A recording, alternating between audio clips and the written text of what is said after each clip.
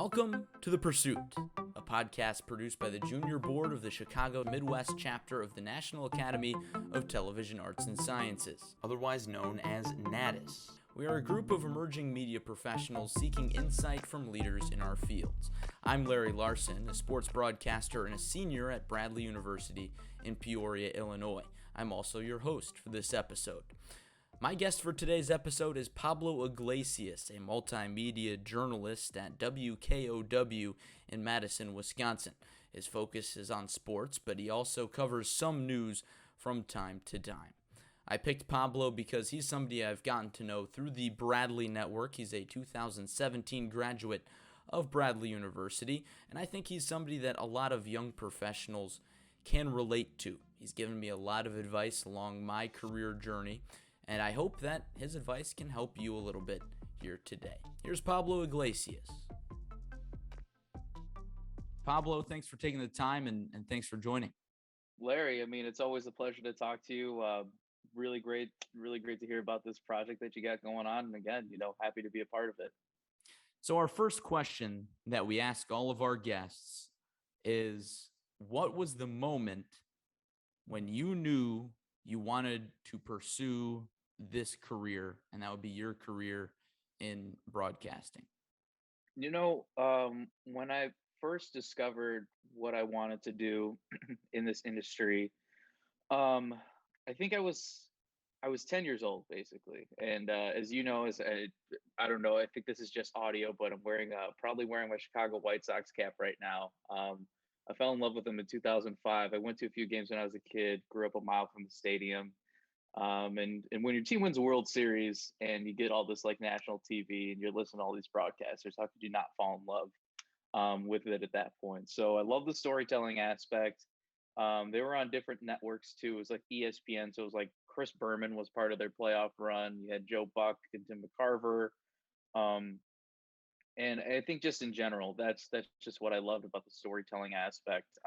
I really liked writing as a kid too, when I started out. So that's where it started. Like I wanted to be a sports writer.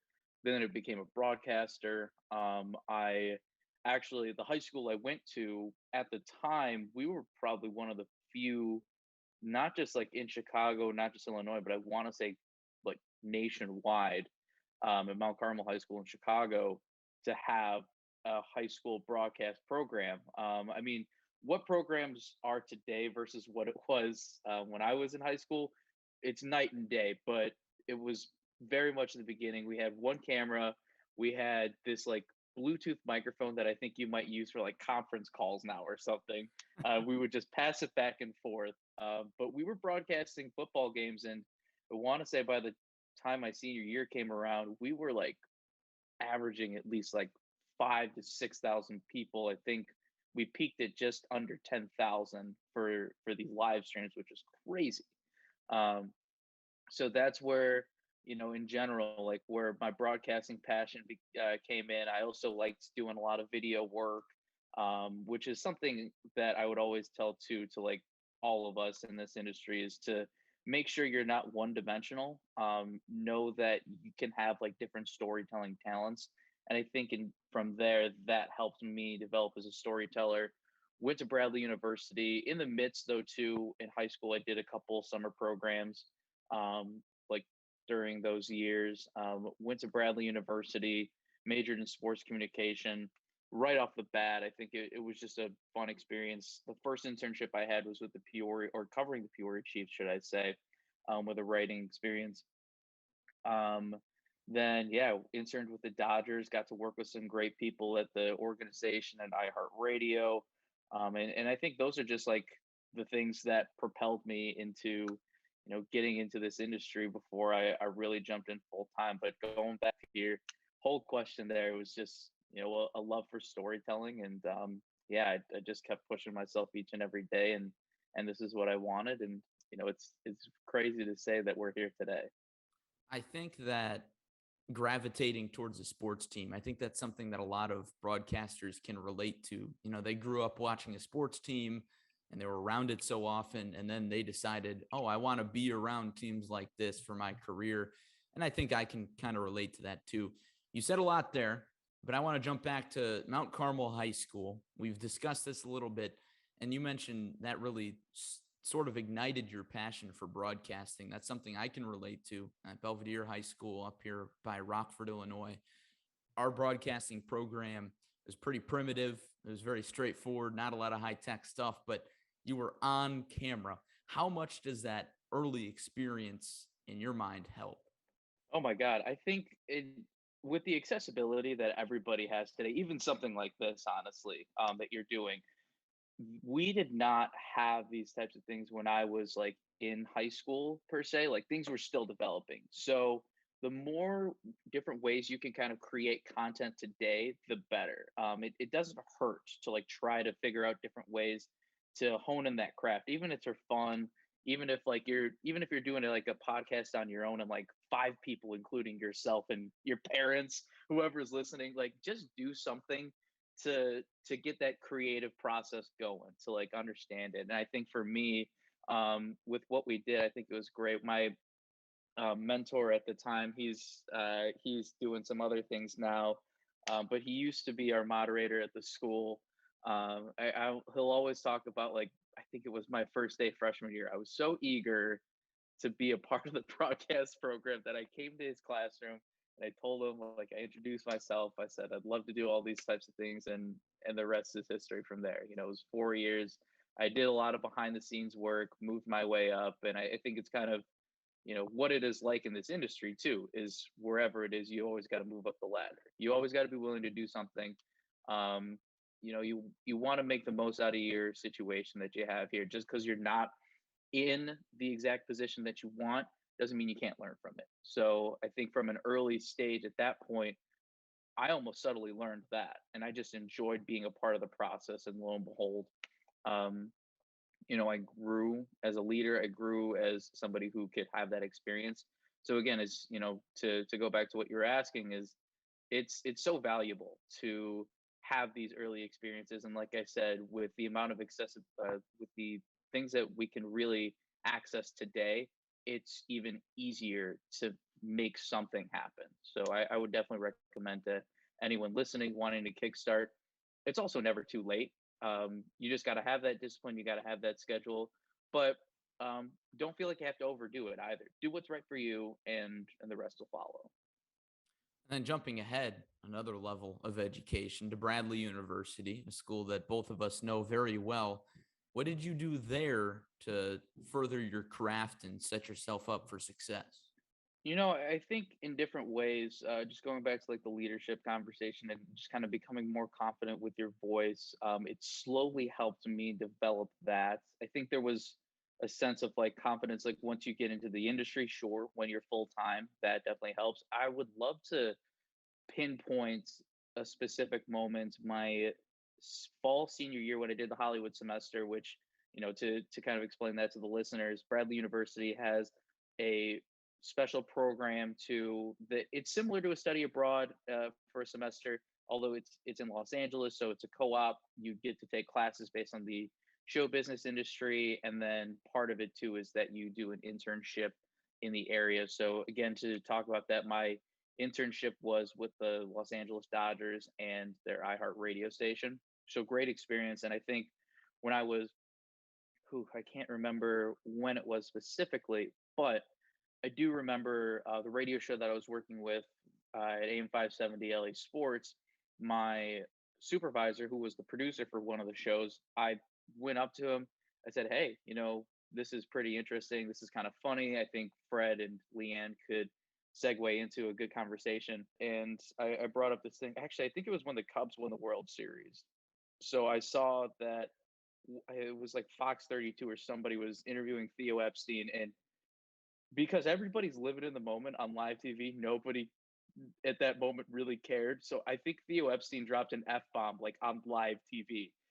So that was hilarious. And I showed it to my producer. And I'm like, hey, I know obviously we're a Dodger station, but this is still a big story, of course. And it was fun. Um, and he really appreciated that and everything. And there were different things. And he talked to me afterwards. He's like, that's the big thing that I would always tell interns, is that never be afraid to ask, or come forward with something, because he's like, the worst thing that's going to happen is that someone will say no. And that was something that stuck with me for a while because in this industry, yes, we're going to face rejection a lot. We shouldn't feel like that it's something that we should avoid, but it's something that we should almost embrace. That we're going to hear no a lot, but that doesn't mean we should stop trying to hear no, I guess, or if that makes sense. But keep pushing yourself, keep trying to find different ways. And just because you get that no too, that doesn't mean that whatever you did was bad. It might just mean like, okay, let's go back, let's retool this, let's think it out. Or maybe from a timing standpoint in jobs, perhaps it just didn't work out, but that doesn't mean that your opportunity can't be somewhere else. So going back to that whole thing, I think it helps me kind of grow in that sense to always go for it, never leave anything unturned. And yeah, if there's an opportunity that you see, you got to take advantage of it and go for it. Because again, worst thing somebody's going to say to you is no, and you'll be happy. I would say try to live in a mindset to know that hey, at least I did it, versus questioning, oh, what if I did this? And I think that's been a big part in that. From the college experience too, I'm trying to think what else I did. Oh, yep. Also sports anchor too. We were also Larry and I were fellow tour guides. I don't know. Did we cross paths at one point? We did not. Well, we did, yes, at an admissions event. That was Yeah. after you were a tour guide, though. I think you came back and gave a speech of sorts to prospective students, and then that's when I met you for the first time. So that's kind of Yeah. funny.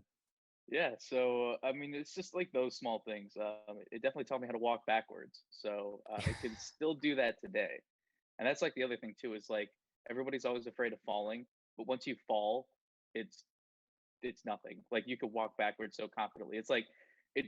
This is such a weird way, I guess, to kind of or to like transition into like that advice. But it's like until it like actually happens, and you're like, oh, it actually wasn't that bad. After you rip off that band-aid, no matter what you do, What an like analogy. yeah, it just comes back, and you're like, wow, like that happened, and you know what? I can do this now. I can do this, and it wasn't that bad. So there you go. I did not expect that analogy to come out here, but here we are. You mentioned being the sports anchor on the campus television station BUTV.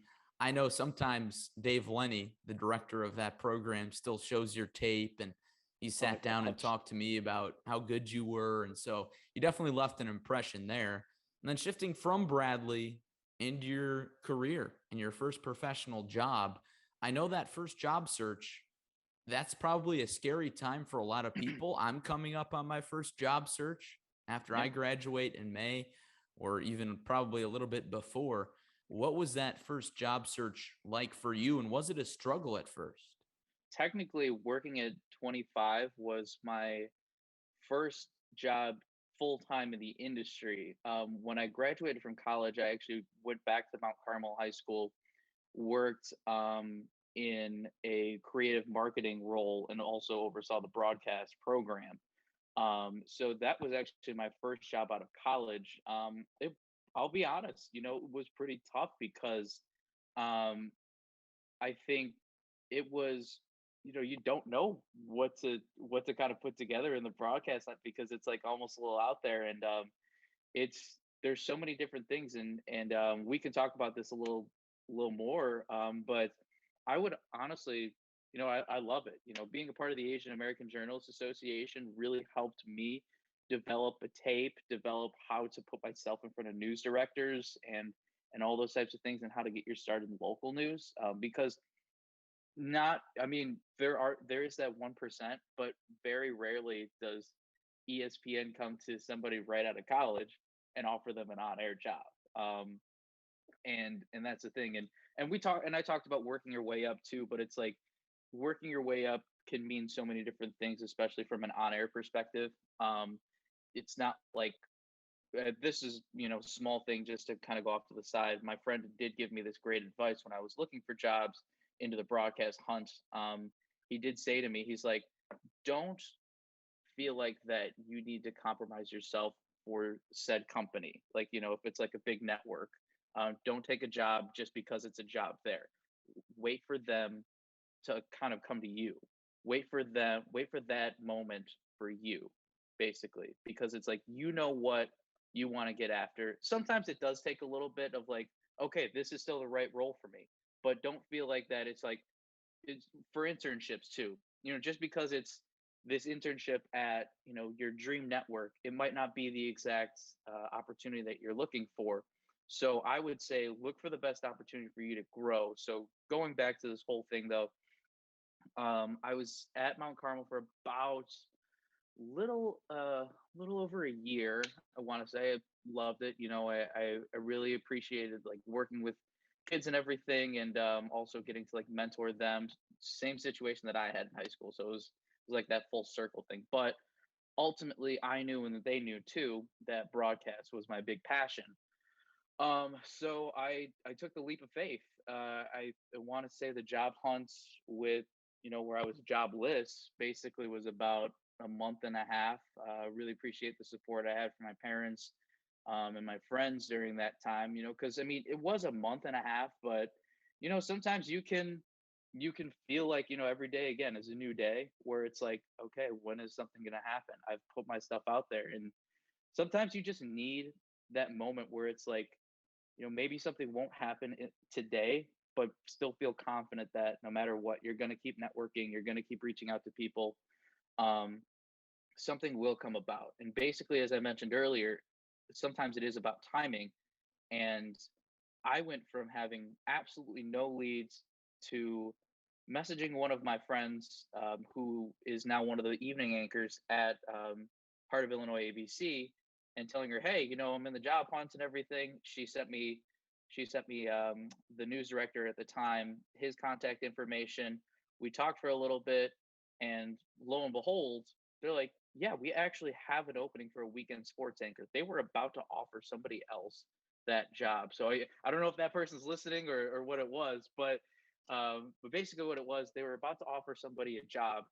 I happened to send my stuff in before they sent out that formal offer. They brought me in, um, and I got the job. So I want to say I went less than 24 hours from again not having any leads to, hey, we really like your stuff. Can you come to the station tomorrow? We're gonna have your tape, or we're gonna have your interview. We're gonna have your audition Thursday morning. Can that work out like that? So sometimes you got to be ready to, I wouldn't say drop everything, but you get what I'm saying. Like be ready to turn around, because again, you never know what's gonna happen. And as I was mentioning, timing is such a big thing. So with that job search, like I said, it turned out pretty good. I mean, I know so many people though too that yes, the job search is intense. It is a lot. I would say, you know, it is good to kind of keep yourself alert, kind of keep yourself in check.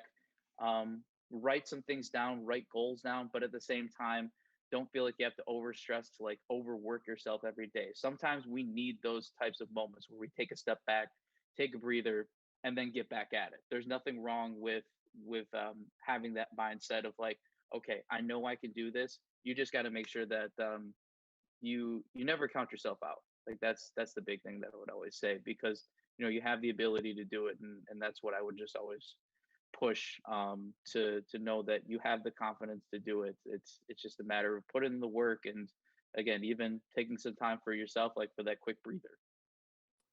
I know that a job search, there's few things that can rattle your confidence that like a job search does, right? Because Hmm. I think a lot of people would have the tendency to convince themselves, "Oh, I'm not good enough. Nobody wants me. Nobody's going to take my job application." I think that makes things difficult. And in this business, I feel as if self-confidence is everything.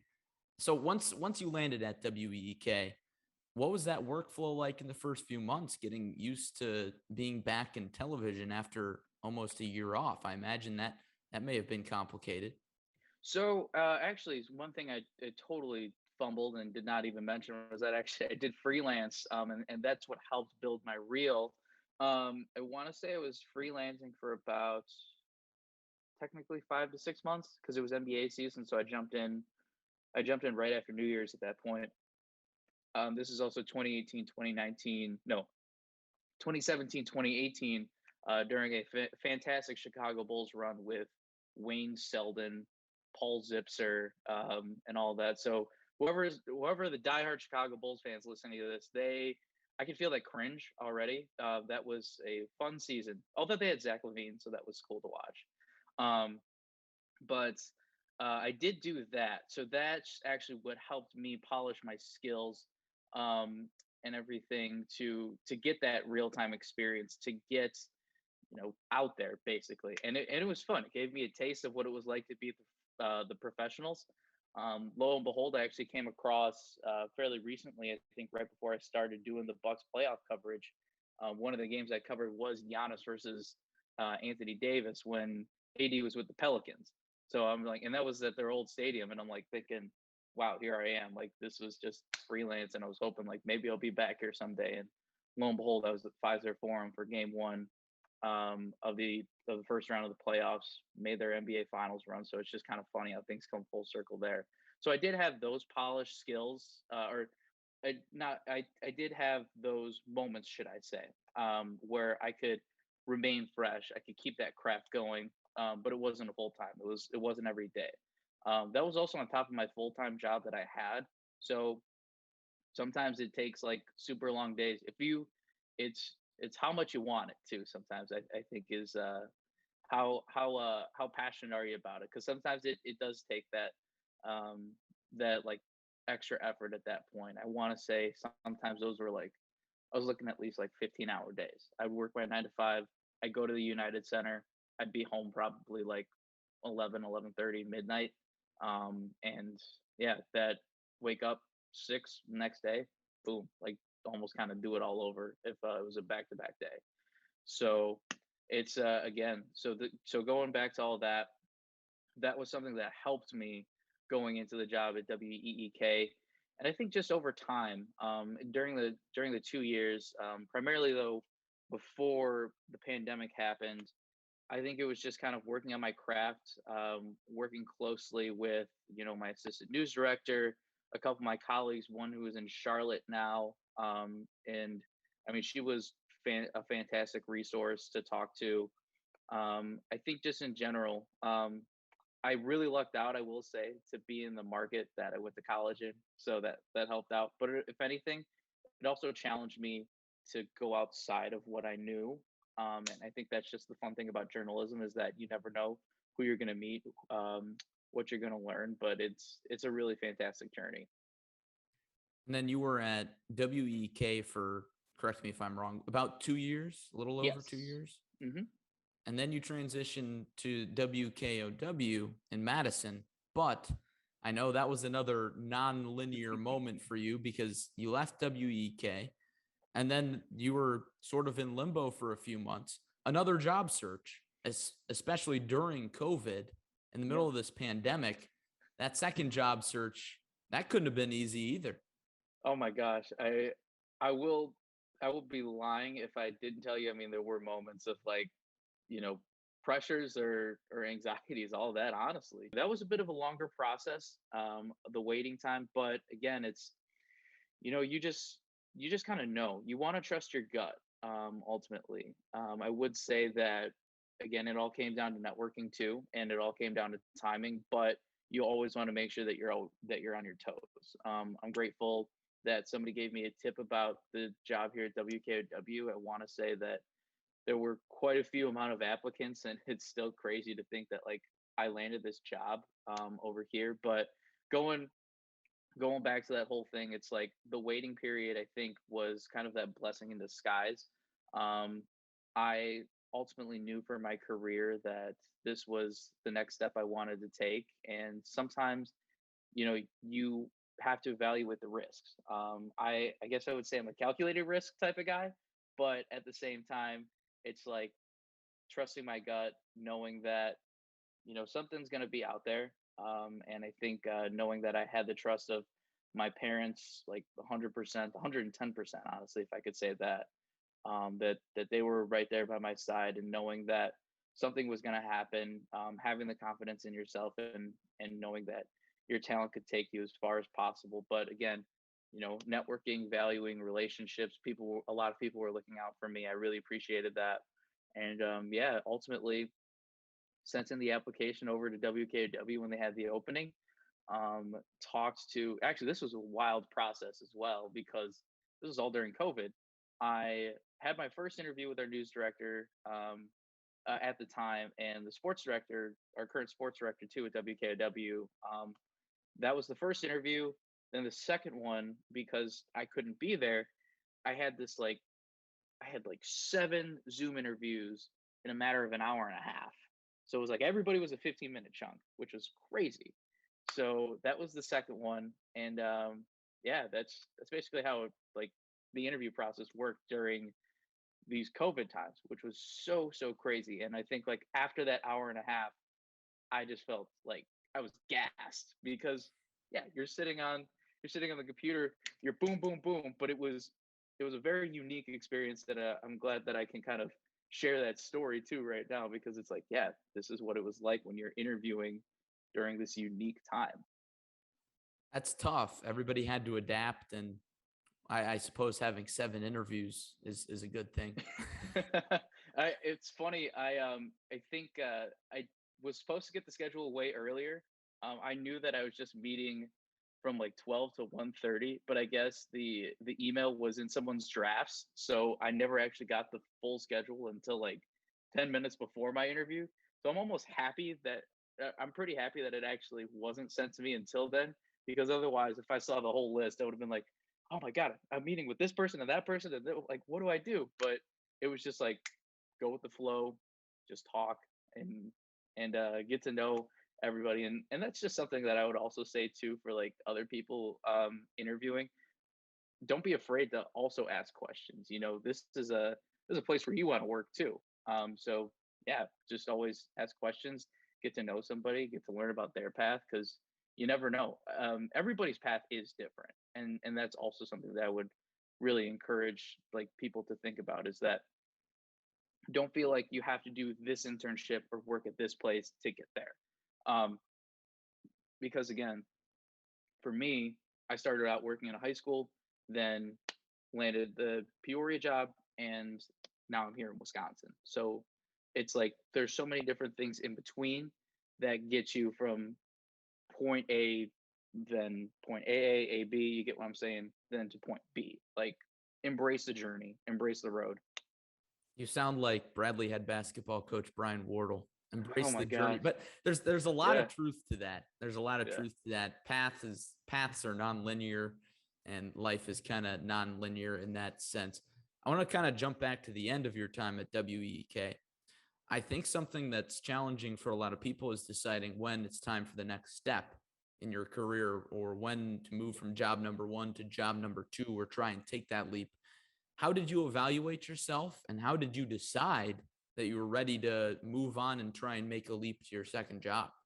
Yeah, I will. I'll actually throw it back to part of the advice when I was moving on from Mount Carmel at my job there, um, with somebody I'm still very close with, the head soccer coach for the varsity team. I've known him since I was a student too. So I think when I told him that I was moving on from the job that I had at Mount Carmel to try to pursue the broadcast industry, I think we had a great conversation about growth. And he said, I am the person who always tries, him saying this to me, I always try to challenge myself to make sure I am I'm not moving laterally. Like, how am I progressing each and every day? How am I making upward mobility? It could be small, but as long as I keep moving up slowly but surely, make sure, lateral movement a lateral movement too like isn't necessarily a bad thing either, but you want to make sure that it's just not too long. You want to challenge yourself, and again, just because like you're in the same position for x amount of years doesn't mean necessarily that you are moving laterally. You can find different ways to challenge yourself, especially this industry too. Find different ways to challenge yourself, and I think those are the things that what are the small goals? You have the raw talent, but what are some small things that you can kind of hone in on? Ultimately, going back to his advice was recognizing that, okay, how am I moving what is that upwards? Like, I think I knew that, I love Central Illinois. I love the high school coverage. I love the taste of, having still like Bradley and Illinois State, and from time to time Illinois, getting like that Division 1. And I think, when I was looking for the job search, I would always use actually Madison as an example market. Lo and behold, here we are. And I think it was crazy because, especially with how awesome of a sports state Wisconsin is, you're in the hub where the UW Badgers are. You've also got some other great Wisconsin college programs that, like UW Whitewater baseball, football as well. I mean, those are some like great programs too that we have over here. And then of course, you have the Brewers, you have the Packers, and you have the Bucks. I mean, that was just a win right there. So that's why I would always use Madison as like a sample market of like what I wanted next. I think the other thing too is a colleague from the Asian American Journalists Association, AAJA. Um, he actually gave me, when I was still in my first market, he asked me a few months in, he's like, "How's everything going?" He's like, he almost kind of asked me what I want next, whether it was a job or in general. And I was like, yeah, I love, like, I'm not gonna lie, I probably gave him like a standard set of goals. He's like, he stops me. He's like, Listen, dude," and I'll keep this a little more clean because I don't know if this is an explicit podcast. I love him. That's why I love like the advice that this guy gives me because it's always straightforward. But he's like, "I'll stop you right there." He's like, "Those are solid goals, but those are standard, and those are like that's what everybody says.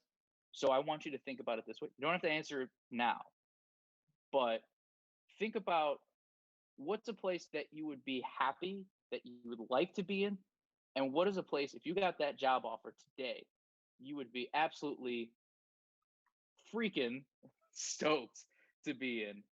And at that moment, that just like opened my eyes, and I'm like, wow, like that is very true. And he's like, "Yeah, so if you got job offers from this market, you'd be happy in it, you'd like it. But if somebody else was competing, it's like, hey, Pablo, we want you today. How would you feel? What are those places? It doesn't have to be a city. It could be some place that offers this. It could be some place that offers that." And from that perspective too, from my colleague in the broadcast industry, that's what opened my eyes up to know that, okay, like now I can identify what I want in the next markets. So it was a combination of past advice that I received before I was even in broadcast to advice that I had while I was also in the broadcast industry. So again, it was identifying those pieces of advice. And then I also talked with some of my other colleagues while I was in Peoria too, just talking to them. And, I think it was, yeah, just same thing, set those goals. What's right for you ultimately. And those are the three long story pieces that I would definitely say that kind of helps me identify, all right, now it's time to take that next step.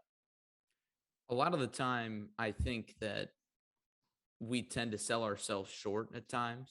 And it takes that advice from another person or an outside party to tell us, hey, you can do this. Here's this advice. Here's how you should set yourself up for success. That I think it helps a lot. How do you go about making those connections? It's really interesting, and honestly, it's all about whether it's mentors or even just like having colleagues too who are in similar positions as you. For instance, like I'll say like a great networking opportunity was just when like when the Bucks were in the NBA finals essentially, or even just like making their run throughout the playoffs. Like I met so many different reporters, not just sports, but in general, like so many different broadcasters in the Milwaukee area, but even just in Wisconsin, because it was huge. So just making those contacts, whether they're peers that you could relate to, or somebody that it's like you could pick their brain, and you could even pick your peers' brains too, of course. But it's just kind of it's really interesting at that point. And also, again, mentioning there's different organizations. Like I know the organization that you're a part of too to do this podcast. That's great. And for myself, being part of the Asian American Journalists Association, I think that is just there's so many different avenues that you can go when it comes to networking, when it comes to just putting yourself in front of somebody. It even just takes a quick email. I would say like a lot of recruiters that I've heard from, highly recommend not saying in an email, "Hi, I'm such and such. Do you have any job openings?" Because they're like, you could easily just go to their website. Instead, initiate a conversation. Say, even if they don't have a job opening, identify places that you want to work or intern with, and say like, "Hey, really appreciate your work. Would love to get to know about your path. I know there's not any openings. If there are, if you have anything, here's my resume." Treat it more casually versus like very formal, because people just, they want to be real with you, you know? And I think that's what I've appreciated from my mentorships that I've had. My true mentor in AAJA, funny enough, she actually used to work in Madison, so she was really excited to hear that I landed this job. Not only she helped me with building contacts, but she's also told me like, "Hey, like this is the place to check out." So it's like, it's kind of funny. We're like, "Are you like living vicariously through me?" So we just laughed a little bit about that. So it was just kind of funny to have that like extra step too. But there's so many different ways that you could find mentors, and there's not like one one way though too. But going back to the other question, is like they have instilled so much confidence in me, and I think there was like a recent moment that I had where I had to take a where like I took a step back, and I'm like, I'm here, like I'm at this event basically. And you mentioned it too, where it's like having that confidence, or sometimes having that self-doubt. I know a lot of people talk about imposter syndrome a lot, and that's a common thing where people feel like I shouldn't be here. But I would almost try to help you flip that narrative and believe in yourself, to know that you are in this position for a reason. Somebody had the confidence in you, whether it's a job or even a job interview. Don't count yourself out, because somebody saw your stuff, somebody liked what they saw, and somebody is giving you this opportunity now. I'm not saying like, don't mess up type of thing, but it's more of a confidence.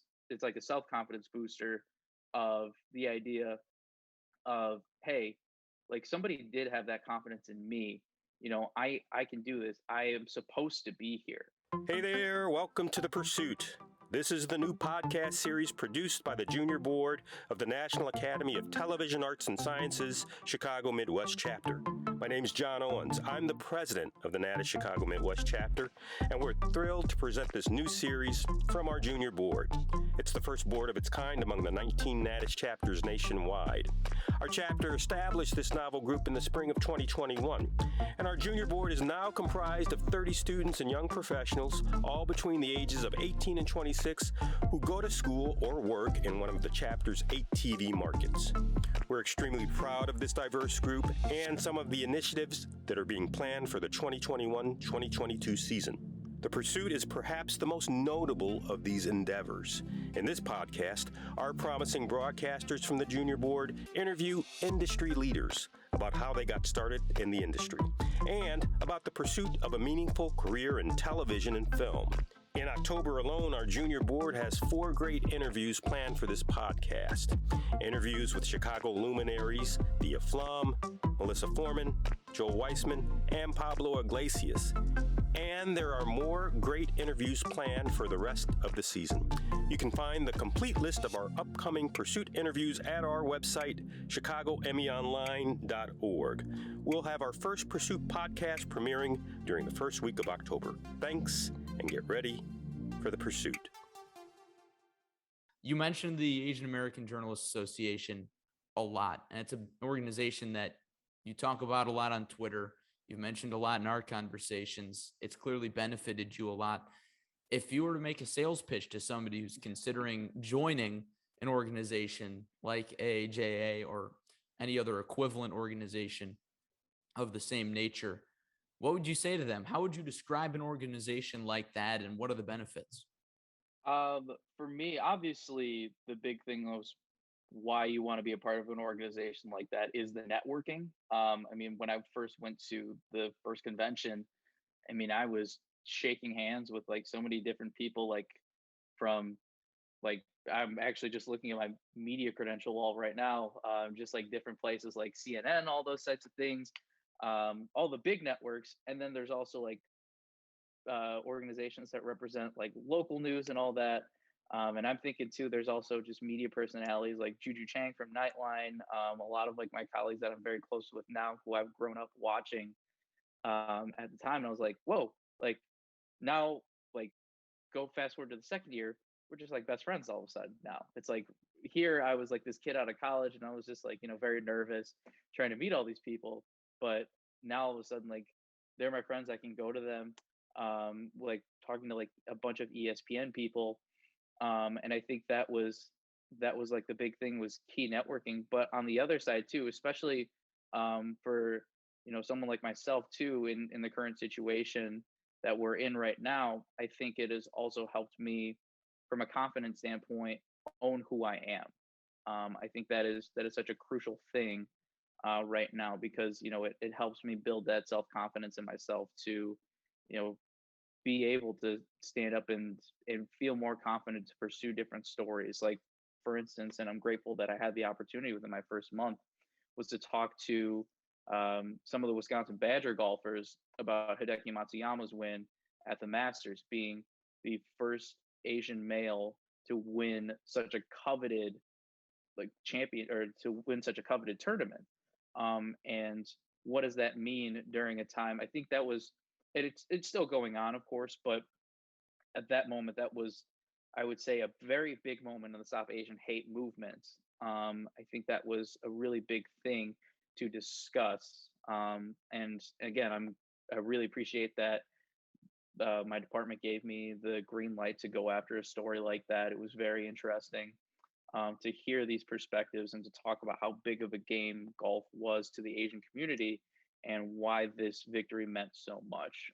But going back to all that, this is a very long sales pitch too. So as we mentioned before we started recording, I mentioned to Larry I tried to keep it short, but that is not happening now. But anyway, yeah, I mean, ultimately the big thing is like, there's so many different things. Obviously, again, it's like networking, but not only are like the people that I see each and every year, like, are they my AAJ colleagues? Like, I mean, honestly, they're like family to me. Like, this is like a second family. It's We're super tight knit. I mean, we have a group Twitter chat of at least, like, I want to say it started with 50, and I want to say it just keeps going. There's a lot of us in this Twitter group chat, and we all share like headlines. We all just like catch up with each other. We'll shoot a text here and there, and we're all in different parts of the country, and it's really amazing to see what everybody's doing. We all have that same type of goal to not just make it like at different points, but to recognize that it's also about giving back. It's all about building that representation matters essentially, and I think that's such a huge thing too. So that's specific the specific mission of this organization, like, that's a big thing. But being a part of organizations in general helps you meet different people. And ultimately, this is a little more of a side note, but when I did Sunday Night Football coverage for the Bears Packers opener, and I think it was the 100th season, um, they set us up and like they're like, yeah, you're gonna talk to Al Michaels, Chris Collinsworth, and Mike Tirico. And thinking about a guy who has like been in the business barely for a year full time, you're gonna be talking to these big dogs. But I talked to my mentor in AAJ. She's like, at some point in their life, they were exactly where you were. So don't feel like, just because yes, they have done a lot of great things and they are historic like names. Don't get me wrong. Don't feel like that they aren't just as human as you. So I think that's like another big thing too. Going back to what we were talking about with mentors, like, that was such a wild thing to think about, but such a comforting thing at the same time. So yeah, very long sales pitch, like I said, but just really grateful to be part of this organization, and love the fact that they helped me confidently, you know, or basically helped me feel, comfortable in my own skin, of who I am. Not that I wasn't before, but they enhanced that, for sure. And I want to hopefully, along with my friends, try to inspire the next generation to show that you don't have to stick to a certain mold, that you can do whatever you want, and sky's the limit. One thing you mentioned in there was the representation factor. And I think that's been brought up a lot over the last year plus. Kind of started with the Black Lives Matter movement in 2020. and it's morphed into all sorts of other different movements that I think have bettered our society and business, specifically in terms of diversity. Representation is a big deal, you mentioned. How would you define representation, and why exactly is it important for so many different groups to be represented, say on television specifically? Well, just kind of talking about the Black Lives Matter movement too, like just seeing what it was when I was a senior in college to, especially now seeing it as, it has heightened in 2020. Those conversations are continuing. And I remember being at like certain things like my senior year in college, like when those conversations started, and then those thoughts started to come into my mind. And I think as a journalist now too, in that situation, seeing things like, almost same situations, but being in like a different part of my life now, I think it was really interesting getting to talk. Like, I'll never forget the moment that I had. I think I might have saved it somewhere, just because it was that fantastic of a conversation when I talked to the Bradley athletic director Chris Reynolds and his story during everything. I think that was a fantastic mix of social activism, why you should be involved in the community, and why representation matters so much. Because he told me so many different stories about the importance of education coming from where he was. I mean, Chris Reynolds, Larry, you and I know him pretty well. Chris Reynolds, the Bradley University athletic director, was originally from Peoria. He was a Peoria high school basketball star, went to Indiana, and worked as went through different schooling, got his doctorate or got his PhD, and came back to be the athletic director down the road. And I remember when we just talked about everything, the stories that stuck out to me was when he showed his grandfather, who he told me did not go past the fourth grade, that he's like, not only did I graduate from college, but I have my PhD. And he said, I want to say that was like one of the last moments that he had with his grandfather. And he's like, that's how important education was to my family. And that was the importance of showing that I can do, I can do this. I can make this happen. I made this a reality. And then the second thing too was when he said to the head coach, Brian Wardle, as they were marching down from campus to where they play at the Peoria Civic Center downtown, he's like, I walked past the block that I grew up, like as a child. And he's like, to think about that and to point it out to the head coach, Brian Wardle, it's like, that's where I grew up. To think that's like, this is a kid still at the end of the day. This is a kid who grew up just right there. And it's like, that's about making a difference. I think that's just something in general that like I was talking to one of my friends about this recently. Just, we always want to try to make this big impact like in the entire world, and we want to change the world, like the entire world. But changing the entire world starts with your world. How are you influencing change in your everyday life? What questions are you asking yourself? What questions are you asking other people? What conversations are you having? And I think in these types of times too, and I think it's partly, I feel like I can feel a little more comfortable as a journalist because I ask these questions. But at the same time, it's like, having those conversations, making them comfortable where it feels like uncomfortable situations, asking those questions, but listening too. I think being a part of that in such a unique way and seeing it through sports, people gravitate to sports, of course, and especially during the pandemic, like that was a rough time where we didn't have that. And to see that the athletes, and I wish I was, when I say wish, I mean more so from the coverage perspective, to get to listen to people and get to talk to them when the Milwaukee Bucks in the bubble decided to not play their playoff game. Instead, I think, I was grateful that I got to have some conversations with some colleagues and I have just real conversations about it, and I think that kind of just brought light to so many different things. When we talk about representation, though, I know I kind of got on a little bit more of a different tangent there, but I think it's important, and just tying it back into representation on so many different levels. From my perspective, I think especially to talk about the Devin Funchess situation with the Green Bay Packers and even the Juventus women's soccer team, it just kind of, I mean, I'm not going to lie, like it it puts you in this unique situation because you want to be a journalist, you want to be objective, but at the same point, that doesn't mean that you should suppress this human feeling that you have at the same time, because it is hard.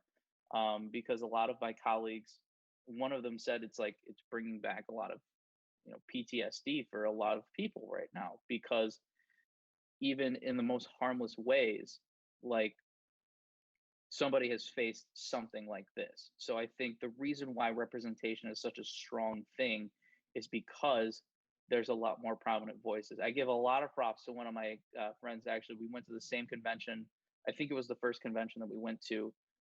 June Lee, I know pretty well. He has just grown so much. I've seen him from Bleacher Report, or yeah, BR the Mag, then ESPN got him, then he started writing for ESPN the magazine.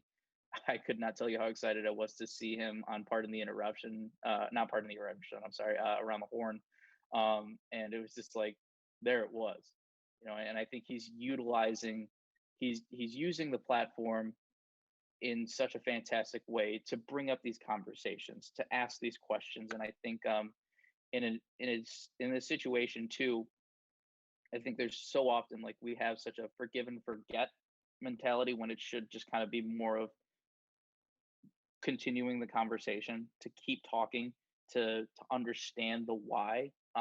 It's sometimes like we don't always have those conversations, and I think that's such an important thing. And I think, again, going back to representation and why that matters is because the why is being hit a lot more.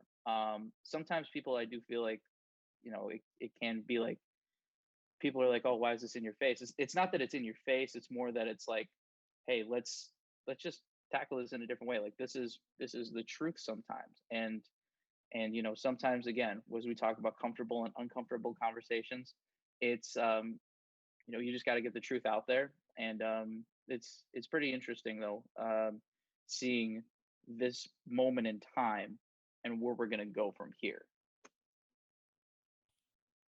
I think the Devin Funchess situation, you mentioned it kind of brings some conversations and some things back to the surface. And I've seen a lot of good remarks from Asian voices in the industry about the Devin Funchess and the soccer team situation, about what happened. And for those who are unfamiliar, Devin Funchess, Packers wide receiver, used an anti-Asian slur in a press conference and made an anti-Asian gesture in that press conference.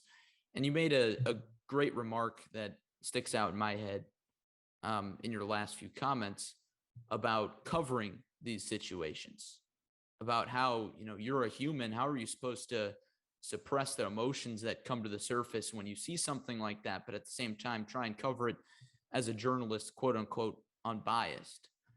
How do you try to balance those things out? Because I know it's got to be a struggle.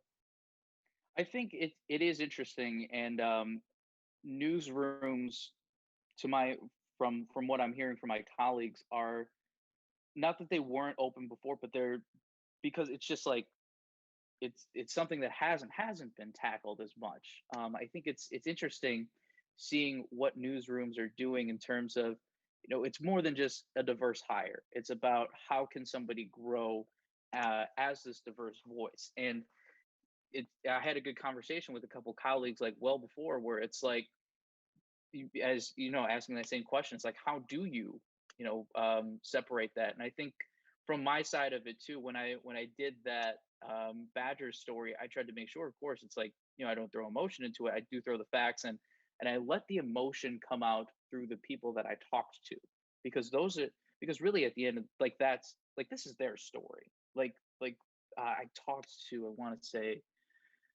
I talked to 4 different golfers, 3 currents, 1 former, and Aya Johnson, also the former golfer too, was half Japanese, and I think it was kind of interesting to relate on that side, because I'm also half Asian, half Hispanic, and I think it was like we had that specific thing, and we had 2 international golfers and 1 Asian American golfer.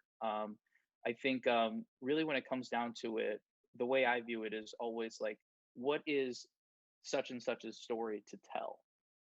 What are they telling me?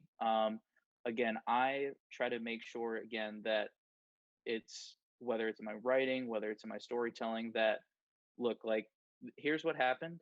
This is what such and such says. Um, Most of the people will try to see that. Sometimes I'm going to be honest, like, not everybody always sees it. Like, I try to stay away from the social media comments, of course, but yeah, I don't know. I mean, I guess just kind of knowing that you can own that story and feel confident in yourself again, because it's like one of my great mentors at WEK, the assistant news, or no, I'm sorry, now he's the news director, which is awesome. Leon Hendricks, I think we had a great conversation just about like when he wanted me to go after the story with Bradley having the march. And I remember kind of talking to him. I'm like, is this something that I can do? Like, I'm not going to lie. I had that moment where I was like, I didn't know if I could pursue that story or not, because I was ultimately afraid of failing.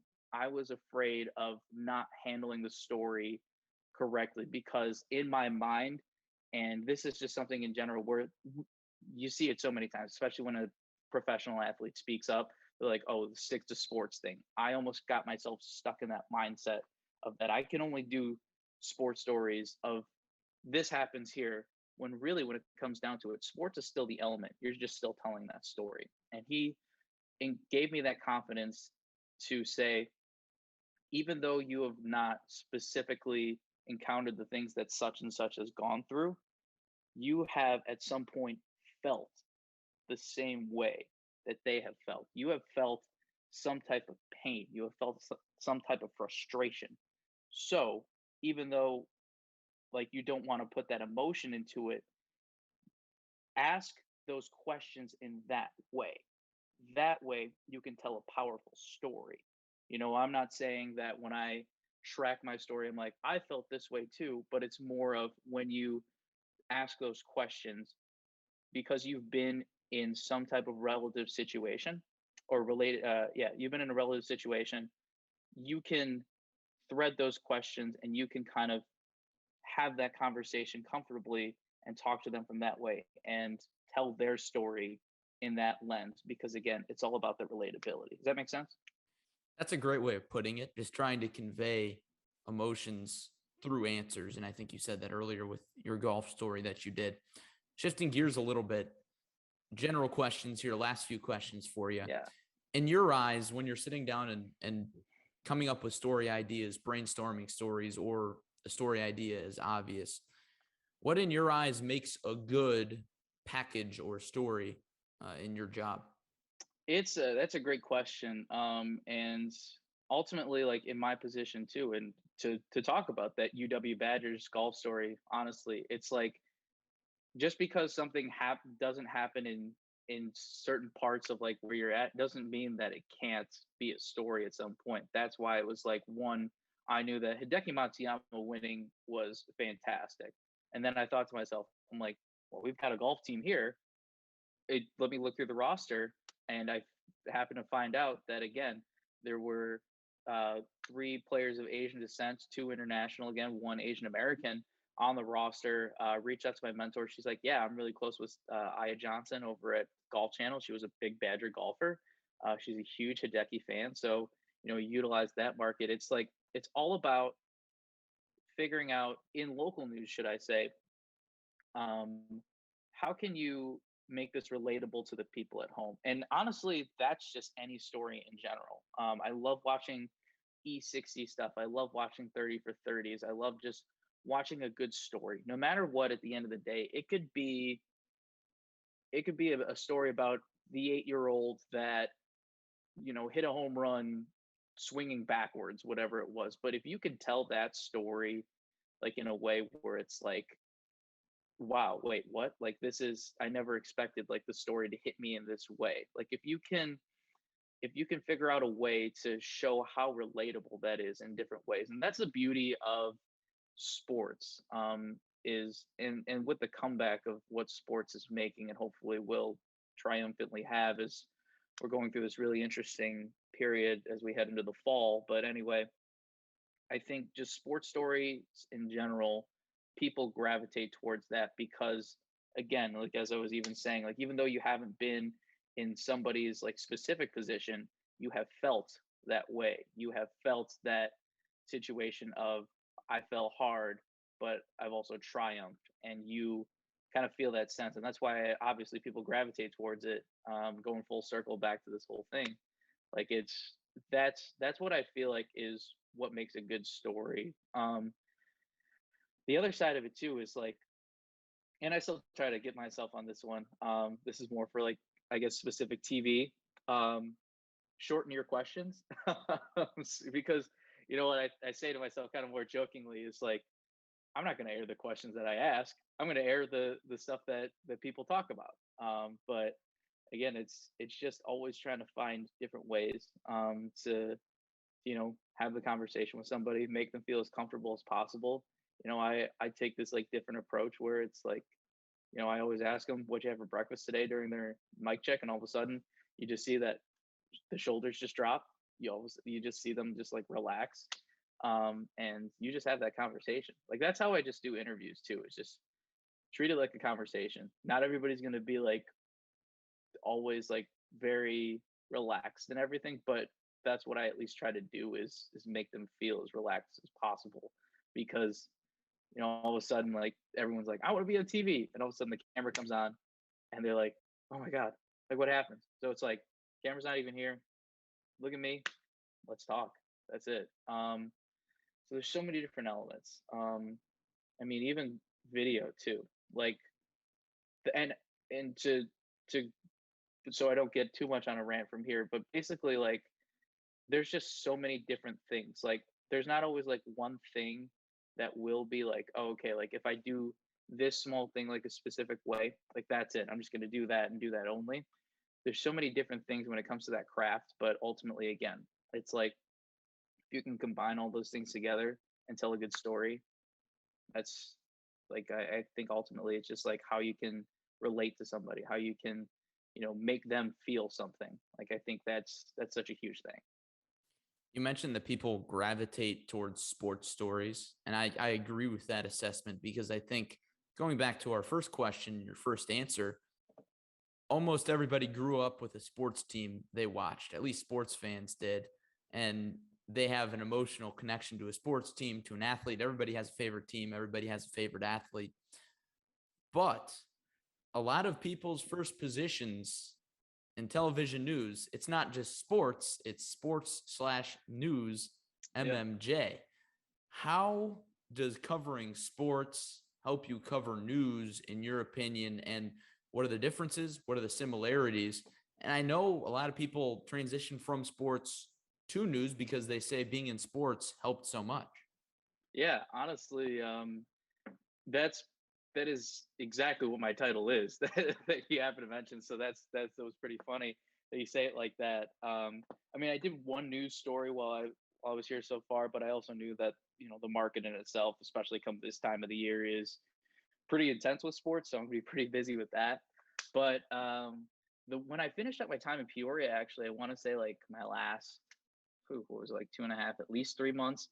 I was actually doing split news. Like I was being the news reporter, and it was a bit of a transition in the beginning because again, it was just like all about gaining that confidence over time. But ultimately, it just came down to it again, telling that story. Obviously, again, it's like you do want to still have the emotional elements for certain things, but at the same time, there are certain stories where it's just like you got to get the facts out there, and it's like sometimes, like there was one moment where it like kind of like maybe take a step back and realize it's like whoa.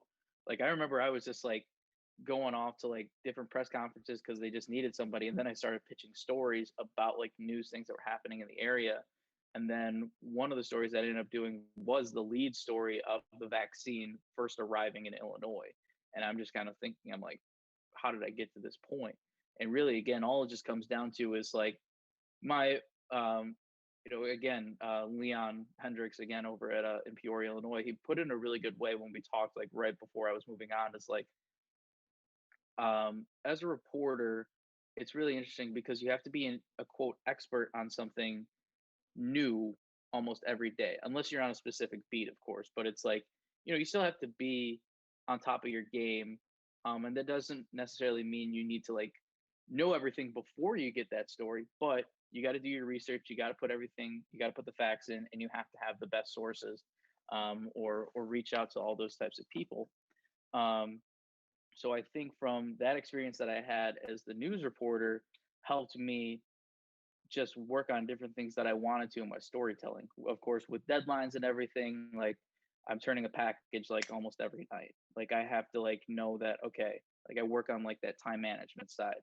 On the other side too is like I remember doing a story at the Southside Mission, which is one of the charities in the Peoria, Illinois area. Does a lot of like things for underrepresented communities in Peoria. I was doing their Thanksgiving meal drive, and I knew that this was a great chance to utilize video, to utilize sound. And that's the other side of it too, with storytelling, especially in TV, really storytelling in general, is um, don't feel like that you just have to carry the story with your writing, with your voice. Let other people, let other things enhance that story. Let them actually, let me flip that. Your track, your voice enhances the story, but again, they are the story. The elements around you are that story. Don't be afraid to, even in writing, like you could even talk about like a stadium opening or whatever it is, or if, to compare like right now, like a baseball team like that you're covering wins it all. Describe the atmosphere. Use that as the story. How can you let everything around you kind of tell that story? And that's just like the thing that I kind of took in, is that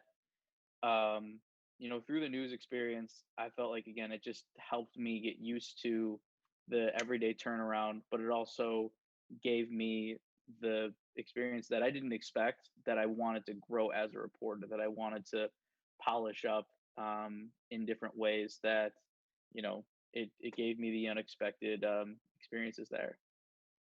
I've got one last question for you, and it's Go going to for it. cut deep. I really appreciate you taking the time. I think we've had some interesting discussions here.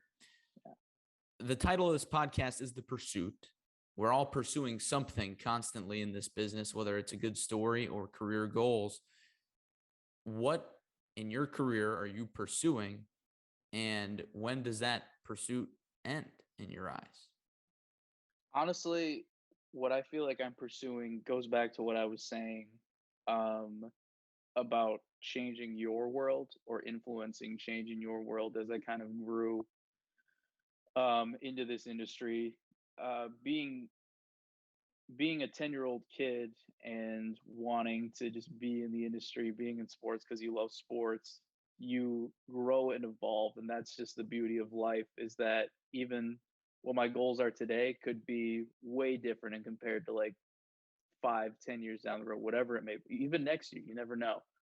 But the beauty of that is that you grow and evolve. And I think now the pursuit again is like influencing something in your everyday life. If I could just do that, if I can influence someone some way with what I do, or just know that they can see that I enjoy what I do, and influence that, especially again from the representation side, I think that's it. I love what I do, and I think just going back to the other thing too about the representation side, not only for the Asian American journalist side, but again, my half Hispanic side with my dad's side of the family.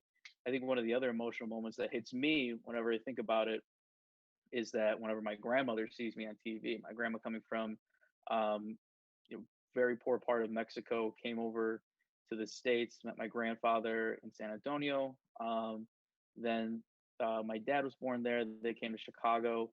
You know, work work hard every day. That work ethic mentality, and I think one of the other things that my dad always mentions to me, like fairly recently, was that whenever they watch a broadcast and they just see the Iglesias name pop up on television, that's what hits home for her.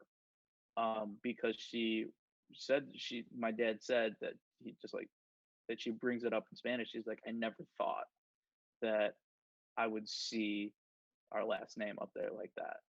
And I think that's just a beautiful thing to think about, not just like for myself, but to think that, you can be a part of something like that. You can, whatever it is, you can have that legacy. It takes work, it takes dedication, but at the same time, it's like you can make that happen. And I think just again, I know I'm kind of going in like different like areas over here, but at the same point, I guess it's just kind of like talking about how you can influence change, how you can, be a part of ultimately something bigger than yourself, I guess, even though like I mentioned like family name, of course, but it's like that's just kind of the feeling that you get, is influencing different people, and hopefully maybe even somebody that looks like me could be influenced that way, or somebody that looks like my friends and everything, and just hearing that voice, or maybe it's like a tweet that I have or something like that. It's like I want to make sure that these conversations are getting out there, and if I could help influence that change, that would be a fantastic thing. That's special, and that's a great answer to that question. I think a great note to wrap up on. And I will say, I believe you're making a difference already, whether that's for me or my peers at Bradley and the many conversations that we've had. It goes a long way, and I really appreciate it. And I really appreciate you taking the time and sitting down and having this conversation today out of your busy schedule. I appreciate that too. And, just quick plug as well, if you want to ever follow me on Twitter, I'm at Pablo Iglesias TV, similar handle on Instagram. I think it's like _TV. There's a little difference, but, really appreciate it, Larry, outside of that shameless plug right there. But, it's really cool to get to see, young professionals like yourself making this way in this industry. I didn't have this when I was your age. So, really admire seeing you doing your thing and just doing that. So wish you nothing but the best. Thank you so much for this. Big thank you to Pablo for taking the time to join the Pursuit podcast today. I really enjoyed our conversation. I always enjoy talking to Pablo. It seems like he's always full of great advice. I particularly enjoyed our discussion about his career journey because it didn't really start right away for Pablo. He had to take a little bit of a non-linear path, and I think that's something that everybody can kind of learn from. Things don't always work out in a direct path, and Pablo is kind of, for lack of a better term, bet on himself. He's maintained the belief that he can make it in this business, and he's got the talent to make it in this business. And it's all really worked out for him in his multiple career stops, first in Peoria and then now in Madison. Once again, this is Larry Larson saying thank you for listening, and be sure to join us next time for the next episode of the Pursuit Podcast presented by the Natus Junior Board.